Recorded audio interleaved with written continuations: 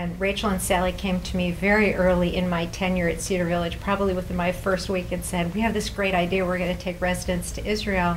I thought, this is a pretty ambitious undertaking, but I believe that we can pull it off. And just a very few weeks went by and we began to see the kind of support and energy and enthusiasm that people in the community had for this trip. It was very clear to me that this was not only going to happen, but it was going to be a remarkable adventure, and it truly was.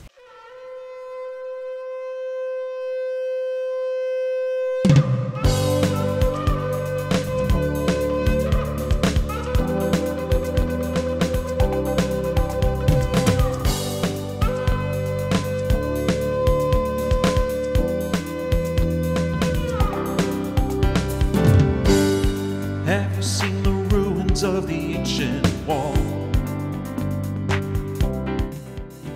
We were the third home of its kind to go. When I was in Menorah Park in June of 2006, they told me about the trip, and I called our previous CEO and I said, we're going to Israel, we're taking residents, we're going to Israel. I never thought at this age we would ever have the opportunity of going to Israel. I tried urging my mom to go on this trip when it was first announced, and she kept saying, no, I couldn't do it, I couldn't do it. And one Sunday morning she called and said, I decided to go on the trip to Israel. And I said, that's great, I'm going to go with you. And that was the beginning of a reawakening with she and I also. The negative sands, this ground upon which faith still stands, for the whole wide world to see. Heaven surely bless this place. I said to our tour guide, we have to get them there. What can we do? We have to get them to the wall. And on Sunday morning, he arranged for a police escort to get our bus right down on the promenade. And we got off the bus and literally walked maybe a few hundred yards, and we were right there at the wall. And that was a very, very emotional time for me as well. Going to the wall was a memorable event. And I did what I was supposed to do. I turned over and I kissed the wall, which is an event that you do. And being with the rest of the people on the trip was great. And we went to the wall, and Stan was on the men's side and I was on the women's side, and we both went up to the wall at the same time, and I put my hand up on the women's side, he put his hand up on the men's side, and we held hands together at the wall and we had our picture taken. Right. And that was really, really a special moment for me, that we were both there together praying at the wall, because Stan is a very special person in my life. I had the very great privilege of walking to the wall with one of our staff, who is a nursing assistant, and she's a very religious individual. She was very moved by the experience, but what I didn't realize until we got to the wall was that in her hand she had a number of notes that had been given to her by residents in our healthcare center, people who wanted their prayers to be in that most sacred of places.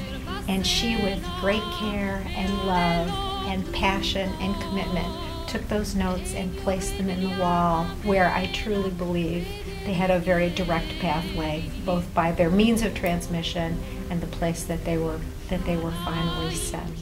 I went up the mountain to see the views. It was beautiful. I think it's a lovely country, and I'm glad I was there. Everybody pitched in. If someone was needing help pushing a wheelchair or whatever, someone else was always there. Going to the top of Masada with wheelchairs was a feat that I thought was absolutely amazing, but everybody joined together and it was handled with no problem. I really enjoyed going to the Dead Sea. Corky Gutter was my buddy, and I actually made her put on the mud and get in the water with me, and I said, you know, Corky, we're here one time, we got to do it all. And she was so excited. She's like, okay. So we put it on, and she laughed the whole time, and we get in the water, we're holding hands, we get in. She was like a kid again. It was so amazing to see how she reacted when we actually got in the Dead Sea and got the water and got the mud off of us. And for like, I guess for about 10 months now, she's still talking about the Dead Sea and the mud that got stuck in her hair.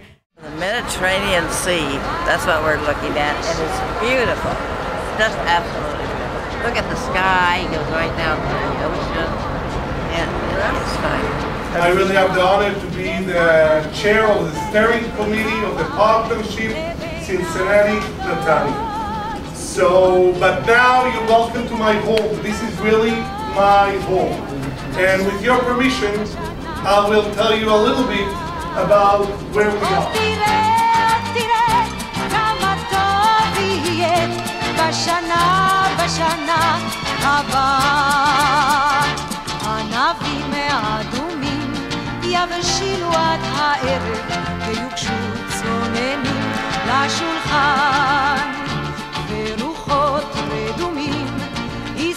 Going to visit Netanya, the sister city of Cincinnati, and we saw 2 schools there with 2 different kinds of programs which were very good models for here in the United States, where they help people who really need help at the high school level. I was concerned that it was going to be a hard trip, you know, and there might be some problems, but everything went well. I think I was really excited. I love to travel, and I think it was exciting to think about taking the residents and to actually, you know, get to go with these 80-plus-year-old, you know, people and to see how they would handle the trip and how they would experience it, and we could all experience it together. I was a little concerned about taking 80-year-old plus residents on a plane and walking on uneven ground, but it all was so carefully planned. There was a lot of planning. I don't know that we went to become buddies. That would be silly, but he turned in not only into a buddy, but I couldn't avoid us turning into a valet. I said, Nicky, you don't have to do that. He said, look, Sermon, he said, we're going to become good friends, but you got to understand that I like to be places on time, and if I have to address you and undress you, I'm going to do it.